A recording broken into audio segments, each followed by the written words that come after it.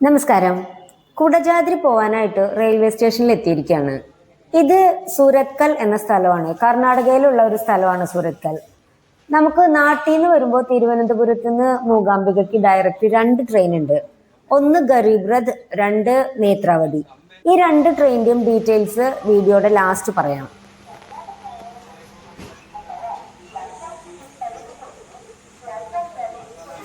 ഈ 2 ട്രെയിനും ഇപ്പൊ ടിക്കറ്റ് കിട്ടിയില്ല എന്ന് വെച്ചാൽ നമ്മള് എന്തായാലും മാംഗ്ലൂർ കൂടിയാണ് നമ്മള് മൂകാംബികയ്ക്ക് പോവുക. അപ്പോൾ നാട്ടിൽ നിന്ന് മാംഗ്ലൂർക്ക് ഇഷ്ടംപോലെ ട്രെയിൻ ഉണ്ട്.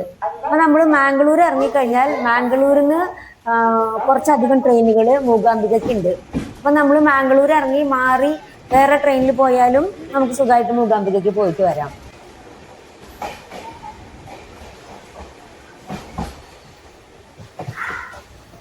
ഇതാണ് മൂകാംബിക റെയിൽവേ സ്റ്റേഷൻ. ചെറിയ റെയിൽവേ സ്റ്റേഷനാണ്. നമ്മൾ സാധാരണ മറ്റു റെയിൽവേ സ്റ്റേഷനുകൾ കാണണ പോലെ അല്ല കേട്ടോ. കുറച്ച് വ്യത്യാസമുണ്ട് ഈ സ്റ്റേഷന്. കാരണം നമ്മൾ ട്രെയിൻ ഇറങ്ങുന്നത് ശരിക്കും റെയിൽവേ സ്റ്റേഷനിൽ പ്ലാറ്റ്ഫോമിലേക്ക് ഇറങ്ങുമ്പോൾ ശരിക്കും അത് സ്റ്റേഷനുമായിട്ട് ചേർന്നല്ലേ ഇരിക്കണേ. ഇവിടെ അങ്ങനെയല്ല. നമ്മൾ പ്ലാറ്റ്ഫോമും സ്റ്റേഷന്റെ കൗണ്ടർ ഭാഗമൊക്കെ ആയിട്ട് ഒരു ബന്ധമില്ല. ഒരു പ്രത്യേകതയുണ്ട് ഈ സ്റ്റേഷന്. ഇവിടെയും നമ്മളിപ്പോ നോർത്തിലൊക്കെ ചെല്ലുമ്പോൾ കാണണ പോലെ പശുക്കളൊക്കെ റെയിൽവേ സ്റ്റേഷന്റെ അകത്തും ഒക്കെ ഇങ്ങനെ നടക്കുകയും കിടക്കുകയും ഉറങ്ങുകയും ഒക്കെ ചെയ്യുന്നുണ്ട്. പിന്നെ ഈ സ്റ്റേഷന്റെ ഒരു പ്രത്യേകത എന്ന് പറയുന്നത് ഇവിടെ ഒരു തരത്തിലുള്ള തിരക്കില്ല. ടിക്കറ്റ് എടുക്കാനൊന്നും ഒരു മനുഷ്യനില്ല. വളരെ സുഖമായിട്ട് നമുക്ക് ഇവിടെ വന്ന് പോരണ നേരത്തൊക്കെ വന്ന് ടിക്കറ്റ് എടുത്ത് പോരാം. ഒരു തിരക്കും ഇല്ല ഇവിടെ, ഒരു തരത്തിലുള്ള. പിന്നത്തെ കാര്യം, സ്റ്റേഷനിൽ നിന്ന് പുറത്തിറങ്ങുമ്പോൾ തന്നെ ബസ് റൂട്ടുള്ള റോഡും അങ്ങനത്തെ ഒരു സ്ഥലമല്ല ഇത്. ഇങ്ങനെ സ്റ്റേഷനിൽ ഇങ്ങനെ ഒരു സ്ഥലത്ത് ഒറ്റപ്പെട്ട് നിൽക്കണ പോലെയാണ് എനിക്ക് കണ്ടിട്ട് തോന്നിയത്. നമുക്ക് ഇവിടെ ഇറങ്ങി കുറച്ച് നടന്നാൽ മതി. ഒരു 5-8 മിനിറ്റ് നടക്കാനുണ്ടാവും. കുറച്ച് നടന്നു കഴിഞ്ഞാൽ മെയിൻ റോഡിലേക്ക് എത്തും. അവിടെ ബസ് സ്റ്റാൻഡ് ഉണ്ട്. പക്ഷെ ഈ ബസ് സ്റ്റാൻഡിൽ എപ്പോഴും ബസ്സും തിരക്കും ഒന്നുള്ളൊരു ബസ് സ്റ്റാൻഡും അല്ല. ഈ കാണുന്നത് മൂകാംബികയ്ക്ക് പോണ ബസ്സാണ്. അപ്പൊ ഞങ്ങൾ അവിടെ എത്തിയ സമയം 5 മണിയാണ്. അപ്പം ഞങ്ങൾ സ്റ്റേഷനിൽ നിന്ന് ഈ ബസ് സ്റ്റാൻഡിൻ്റെ അവിടേക്ക് എത്തിയപ്പോഴേക്കും ഈ ബസ് ഫുൾ ആളായി. അതുകൊണ്ട് പിന്നെ ഇവിടുന്ന് ഏകദേശം ഈ സ്ഥലം ശരിക്കും ബൈന്ദൂർ എന്ന് പറയുന്ന സ്ഥലമാണ്. ഇവിടുന്ന് ഒരു 45 മിനിറ്റ്, ഒരു ഏകദേശം 3/4 മണിക്കൂറോളം ഉണ്ട് മൂകാംബികയ്ക്ക്. അപ്പം നമ്മൾ കയറി കഴിഞ്ഞാൽ നിന്ന് പോകേണ്ടി വരും. അതുകൊണ്ട് ഞങ്ങൾ ഈ ബസ്സിൽ കയറിയില്ല. പക്ഷേ പിന്നത്തെ അടുത്ത ബസ് വന്നപ്പോഴേക്കും 6:30 ആയി. ഒരു 1.5 മണിക്കൂറോളം അവിടെ വെയിറ്റ് ചെയ്യേണ്ടി വന്നു. അപ്പം നമ്മൾ ട്രെയിൻ ഇറങ്ങിയ പെട്ടെന്ന് തന്നെ പോരണം. ഒന്നുകിൽ ഓട്ടോയ്ക്ക് പോരാം, അല്ലെങ്കിൽ നടന്നു പോരാം. ഒരു 8 മിനിറ്റ് നടന്നാൽ മതി, അധികം വഴിയൊന്നുമില്ല. അപ്പോൾ പെട്ടെന്ന് വന്നാൽ ബസ്സിൽ സീറ്റ് കിട്ടും, അല്ലെങ്കിൽ പിന്നെ നിന്ന് പോകേണ്ടി വരും. അതല്ലെങ്കിൽ ഷെയർ ഓട്ടോ കിട്ടും. അപ്പോൾ എത്ര ആളാണ് ഓട്ടോയിലുള്ളതെന്ന് വെച്ചാൽ അതനുസരിച്ചിട്ട് നമ്മൾ പൈസ കൊടുക്കേണ്ടി വരും. അങ്ങനെയാണെങ്കിലും നമ്മൾ ഇവിടെ ഈ 1-1.5 മണിക്കൂർ വെയിറ്റ് ചെയ്യാതെ പെട്ടെന്ന് തന്നെ അവിടേക്ക് എത്താൻ പറ്റും. ഞങ്ങൾ മൂകാംബിക എത്തിയപ്പോഴേക്കും 7:30 ആവാറായി. ഈ കുടജാദ്രിക്ക് പോവാന്ന് പെട്ടെന്നുള്ളൊരു തീരുമാനമായതുകൊണ്ട് റൂം ബുക്ക് ചെയ്തിട്ടുണ്ടായിരുന്നില്ല. അപ്പോൾ അവിടെ ചെന്നപ്പോൾ ഈ കാണുന്ന ഹോട്ടൽ അടികയിലാണ് റൂം എടുത്തത്. വലിയ തരക്കേടില്ല എന്ന് പറയാം അവിടുത്തെ റൂം. പിന്നെ ഫുഡ് കഴിക്കാനായിട്ട് ഹോട്ടൽ മലയാളികളുടെ നമ്മൾ പ്രത്യേകിച്ച് അന്വേഷിക്കേണ്ട കാര്യമൊന്നുമില്ല. സകല ഹോട്ടൽ മലയാളികളുടെ ആണെന്ന് തോന്നും. എല്ലാവരും പറയണത് മലയാളം തന്നെയാണ്. പിന്നെ പിറ്റേ ദിവസം രാവിലെ കുടജാദ്രിക്കുള്ള ജീപ്പ് 5 മണി മുതൽ ഇവിടുന്ന് ഉണ്ട്. അപ്പം അതുകൊണ്ട് രാവിലെയുള്ള ജീപ്പിന് പോകണം എന്ന് വിചാരിച്ച് നേരത്തെ ഉറങ്ങി. അങ്ങനെ രാവിലെ എഴുന്നേറ്റ് കുടജാദ്രി പോകാൻ വേണ്ടി റെഡിയായി ഞങ്ങൾ ഇറങ്ങി.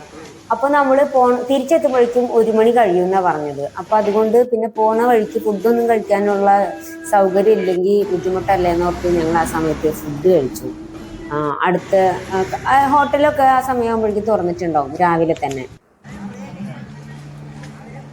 നമ്മൾ ബൈന്ദൂരിൽ നിന്ന് ബസ് കയറി വന്ന് ഇറങ്ങി ചെല്ലണത് ഈ അമ്പലത്തിന്റെ മൂകാംബിക അമ്പലത്തിന്റെ ബാക്ക് ഭാഗത്തേക്കാണ്. അവിടെ തന്നെ ഒരുപാട് ഹോട്ടലുകളുണ്ട്, താമസിക്കാനായാലും ഫുഡ് കഴിക്കാനായാലും എല്ലാത്തിനും ഹോട്ടലുകൾ ആ ഭാഗത്ത് ഒരുപാടുണ്ട്. അങ്ങനെ ഞങ്ങൾ ഫുഡ് കഴിച്ചിട്ട് നേരെ ജീപ്പിന്റെ അടുത്തേക്ക് പോയി. ജീപ്പ് അമ്പലത്തിന്റെ അവിടുന്ന് കുറച്ച് അമ്പലത്തിന്റെ ബാക്ക് ഭാഗത്തുള്ള റോഡിൽ കൂടെ ലെഫ്റ്റിലുള്ള റോഡിൽ കൂടെ പോയി കഴിഞ്ഞാൽ കുറച്ച് പോയി കഴിയുമ്പോൾ അവിടെ ഒരു ചെറിയൊരു പാലമുണ്ട്. ആ പാലം കയറി ഇറങ്ങുമ്പോൾ തന്നെ ഒരു ചെറിയൊരു ജംഗ്ഷനാണ്. അവിടെ കുറേ ജീപ്പ് ഉണ്ടാവും. അപ്പോൾ നമുക്ക് ആ ജീപ്പിൽ കയറിയിട്ട് ആളുടെ എണ്ണ അനുസരിച്ചാണ് പൈസ വരിക. ഞങ്ങൾ ഇവിടുന്ന് 6:45 ഇവിടുന്ന് യാത്ര ആരംഭിച്ചത്. ഞങ്ങൾ കുടജാദ്രി എത്തിയപ്പോൾ 8:45. ജീപ്പിന്റെ ചാർജ് 4000 രൂപയായിരുന്നു. ഞങ്ങൾ പോയ ജീപ്പിലുണ്ടായിരുന്നത് 8 പേരാണ്. അപ്പോൾ ഒരാൾക്ക് 500 രൂപയായിരുന്നു. പിന്നെ ചെക്ക് പോസ്റ്റിന്റെ അവിടെ എത്തുമ്പോൾ നമ്മൾ വേറെ 140 രൂപ കൊടുത്തു. അതുമല്ല, നമ്മുടെ കയ്യിൽ പ്ലാസ്റ്റിക് കുപ്പി, പ്ലാസ്റ്റിക് കവറ് ഇതൊക്കെ അനുസരിച്ചിട്ട് നമ്മുടെ കയ്യിൽ നിന്ന് അവർ അവിടെ പൈസ വാങ്ങി വെക്കും. ആ പൈസ നമ്മൾ തിരിച്ചു വരുമ്പോൾ നമ്മൾ അങ്ങോട്ട് പോകുമ്പോൾ നമ്മുടെ കയ്യിലുണ്ടായിരുന്ന അത്രയും പ്ലാസ്റ്റിക് കവറും കുപ്പിയും ഇവിടെ കാണിച്ചു കൊടുക്കുമ്പോൾ ആ നമ്മൾ കൊടുത്ത പൈസ തിരിച്ചു തരും. കുപ്പിയും കവറൊക്കെ അവിടെ ഇട്ടിട്ടാണ് വരണേന്നുണ്ടെങ്കിൽ നമുക്ക് ആ പൈസ തിരിച്ചു തരില്ല. മൂകാംബികയിൽ നിന്ന് പോകുന്ന ഒരു മണിക്കൂർ കഴിഞ്ഞപ്പോൾ നിട്ടൂർ എന്ന് പറയുന്ന സ്ഥലത്തെത്തി. അവിടെ കുറച്ചു നേരം റെസ്റ്റ് ചെയ്തായിരുന്നു. ഏകദേശം ഒരു അരമണിക്കൂറോളം അവിടെ റെസ്റ്റ് ചെയ്തു. അത് കഴിഞ്ഞ് അവിടുന്ന് പോന്ന് ഒരു അരമണിക്കൂർ കഴിഞ്ഞപ്പോൾ ഫോറസ്റ്റ് ചെക്ക് പോസ്റ്റ് എത്തി. എന്തോ കട്ടിന ഹള്ളി എന്നാണോ കട്ടിന ഹോളി എന്നാണോ എന്തോ ഈ സ്ഥലത്തിന്റെ പേരറിയില്ല. ഇവിടെ ഇനിയുള്ളത് ഓഫ് റോഡാണ്. അപ്പോൾ അതുകൊണ്ട് ഈ ചെക്ക് പോസ്റ്റിൽ നമ്മൾ കുറച്ച് പൈസയൊക്കെ അടയ്ക്കാനുണ്ടായിരുന്നു. അതൊക്കെ നമ്മുടെ വണ്ടിയുടെ ഡ്രൈവർ തന്നെ അതെല്ലാം ശരിയാക്കി തരും നമുക്ക്. ഇവിടുന്ന് ഇനി ഒരു അരമണിക്കൂറാണ് ഓഫ് റോഡ് യാത്രയുള്ളത്. ഓഫ് റോഡ് യാത്ര എന്ന് പറഞ്ഞാൽ അടിപൊളി സൂപ്പറായിരുന്നു. എന്താ പറയാ, അത് പറഞ്ഞറിയിക്കാൻ പറ്റില്ല. അത് അങ്ങനത്തെ ഒരു ഫീലായിരുന്നു. അത് നമ്മളവിടെ പോവുക തന്നെ വേണം. ആ ഓഫ് റോഡ് യാത്ര ചെയ്താലേ അതെന്താ സംഭവം എന്ന് നമുക്ക് മനസ്സിലാവുള്ളൂ. അത്രയധികം കുണ്ടും കുഴിയും കല്ലും കട്ടയും അങ്ങനെയൊക്കെയുള്ള റോഡുകളിൽ കൂടെ എൻ്റെ പൊന്നെ എങ്ങനെയാണ് അതിലെ വണ്ടി ഓടിക്കണേന്ന് നമുക്ക് അതിശയം തോന്നാ. ഡ്രൈവറെ നമിച്ചു പോകും നമ്മള്. അതുപോലത്തെ ഒരു ഡ്രൈവിംഗ് ആണ് ആ റോഡിൽ കൂടെ ഉള്ളത്. അങ്ങനെ ഒരു വിധത്തില് കുടജാദ്രി മലയിലേക്ക് കയറാറാകുമ്പോഴേക്കും നമ്മൾ അവശതയാവും. അവിടെ ചെല്ലുമ്പോഴേക്കും ഈ യാത്രയിൽ നിന്ന് തന്നെ അവശതയായി കിട്ടും. ഓഫ് റോഡ് യാത്ര ഇഷ്ടമുള്ളവര് കുടജാദ്രിക്ക് ഒന്ന് പോണത് നല്ലതായിരിക്കും. അപ്പൊ കുടജാദ്രിയിലെ ആ മലയും ആ മഞ്ഞും അതൊന്നുമല്ല, ഈ യാത്ര എന്ന് പറയണത് ഒരു അനുഭവമായിരിക്കും അത് പോയി കഴിഞ്ഞാല്. പിന്നെ നമ്മൾ യാത്ര തുടങ്ങി ഒരു മണിക്കൂറൊക്കെ കഴിയുമ്പോൾ നമുക്ക് നമ്മുടെ ജീപ്പിന്റെ ഫ്രണ്ടിലെ ഗ്ലാസ് പൊക്കി വെച്ച് തരും. അപ്പൊ നമുക്ക് നല്ല രീതിയിൽ കാണാൻ പറ്റും. ഗ്ലാസ്സിലൂടെ കാണുന്ന പോലെ അല്ലല്ലോ, അത് പൊക്കി വെച്ച് കഴിഞ്ഞാൽ നമുക്ക് നല്ല രീതിയിൽ കാണാൻ പറ്റും. വീഡിയോ എടുക്കാനും പറ്റും നല്ല രീതിയിൽ. പിന്നെ ഒരു പ്രശ്നമുള്ളത് എന്താന്ന് വെച്ചാൽ ഈ ഓഫ് റോഡ് യാത്ര തുടങ്ങി കഴിഞ്ഞാൽ ഭയങ്കര പൊടിയായിരിക്കും. ആ പൊടി കണ്ണിലും മൂക്കിലും വായിലും ഒക്കെ കയറിപ്പോയി ആകെ പ്രശ്നമാവും. അപ്പോൾ മാസ്ക് വെക്കണത് നല്ലതായിരിക്കും. ഇപ്പോ കണ്ണില് പൊടി പോണതിന് നമുക്കിപ്പോ ഒന്നും ചെയ്യാൻ പറ്റില്ല. പക്ഷെ മൂക്കിലും വായിലൊക്കെ കയറി പോകാതിരിക്കാൻ നമുക്കൊരു മാസ്ക് വെക്കാം. അപ്പോൾ പോണവരൊക്കെ ഒരു മാസ്ക് വെക്കാൻ ശ്രദ്ധിക്കണത് നല്ലതായിരിക്കും. അല്ലെങ്കിൽ ഈ പൊടി ഒരു ഭയങ്കര പ്രശ്നമാണ്. ഈ ഭാഗത്തെത്തിയപ്പോ ചെറിയൊരു പേടി തോന്നിയിട്ടാ. കാരണം ഈ ലെഫ്റ്റ് സൈഡിലായിട്ട് ഭയങ്കര താഴ്ചയായിരുന്നു. ആ ഭാഗത്തേക്ക് നോക്കുമ്പോഴേ പേടി തോന്നുമായിരുന്നു. പക്ഷെ ദൂരെയുള്ള ആ ഒരു കാഴ്ച നമുക്ക് നല്ല ഭംഗിയുള്ളതായിരുന്നു. നല്ല മലനിരകളൊക്കെ ആയിട്ട്, നല്ല പച്ച മലനിരകളൊക്കെ ആയിട്ട് നല്ല ഭംഗി ഉണ്ടായിരുന്നു. പക്ഷെ ഈ സൈഡിലേക്ക് താഴേക്ക് നോക്കുമ്പോൾ അത്യാവശ്യം നമുക്ക് നല്ല പേടിയാവും. അത്ര താഴ്ചയാണ് അവിടെ. അങ്ങനെ 8:45 നമ്മള് ഈ കുടജാദ്രി നമ്മുടെ ഈ ജീപ്പിന്റെ ഈ ഓഫ് റോഡ് യാത്ര അവസാനിച്ചു. ഇനി ഇവിടുന്ന് അങ്ങോട്ട് നമുക്ക് നടന്ന് കയറാനുള്ളതാണ്.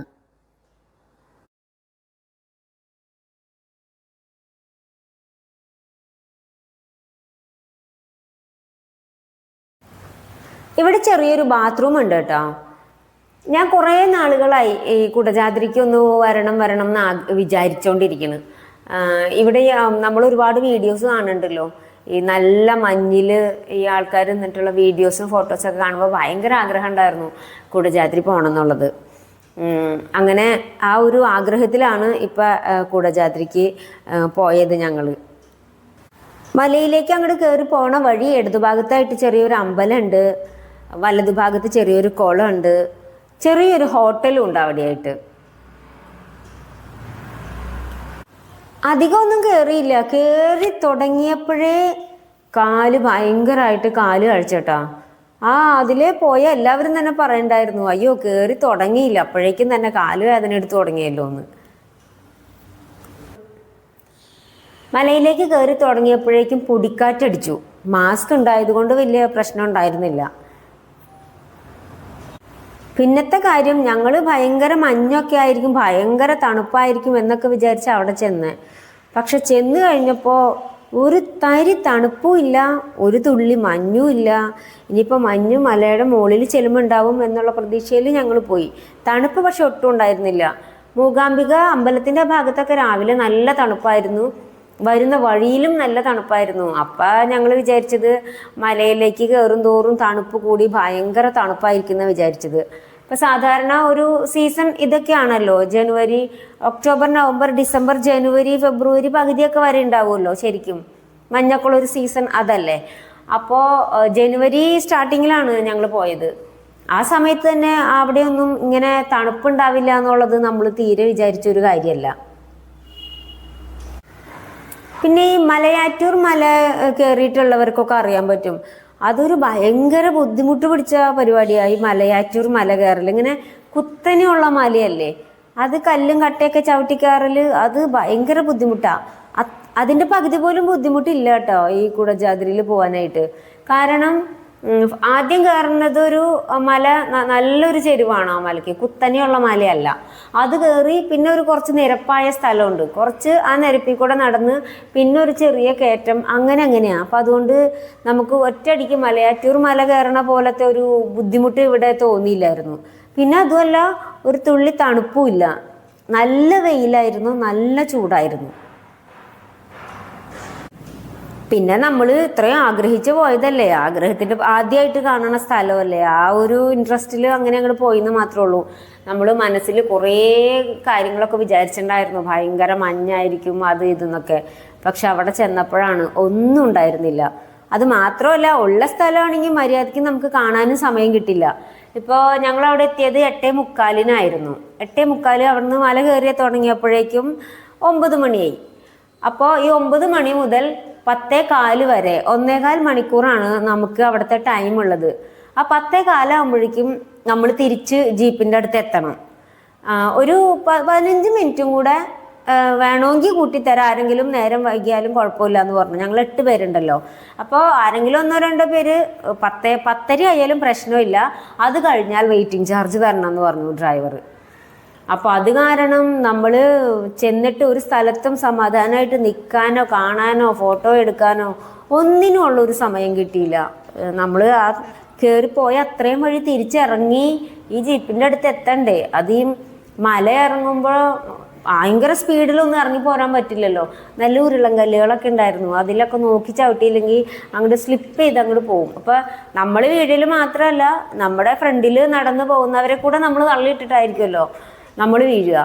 അപ്പോൾ അതൊരു ബുദ്ധിമുട്ടല്ലേ. അപ്പോൾ അതുകൊണ്ട് കയറണ പോലെയല്ല, ഇറങ്ങാനായിരുന്നു എനിക്ക് കുറച്ചും കൂടെ ബുദ്ധിമുട്ട് തോന്നിയത്.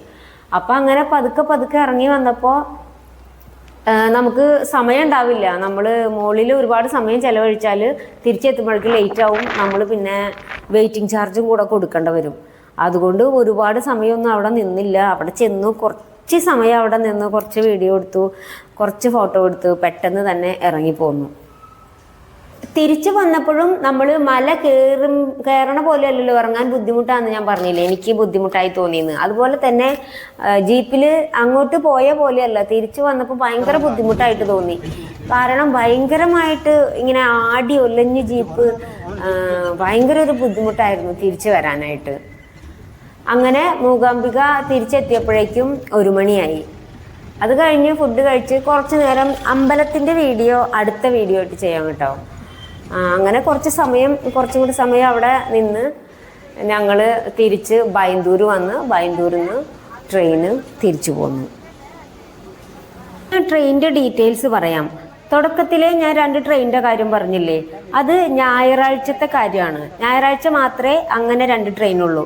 പിന്നെ ബാക്കി എല്ലാ ദിവസവും വേറെ വേറെ ട്രെയിനുകളാണ്. എല്ലാ ദിവസവും ഒരുപോലെയുള്ള ഒരു ട്രെയിൻ നേത്രാവതി മാത്രമാണ്. അതിൻ്റെ ഡീറ്റെയിൽസ് ഞാൻ കൊടുക്കാം. അപ്പോൾ നിങ്ങൾ എന്നാ പോകാൻ പ്ലാൻ ചെയ്യണമെന്ന് വെച്ചാൽ ആ ദിവസത്തെ ഏത് ട്രെയിനാന്ന് നോക്കി ബുക്ക് ചെയ്തിട്ട് പോവുക. കോമൺ ആയിട്ട് എല്ലാ ദിവസവും ഉള്ള ട്രെയിൻ നേത്രാവതിയാണ്, നേത്രാവതി എക്സ്പ്രസ്.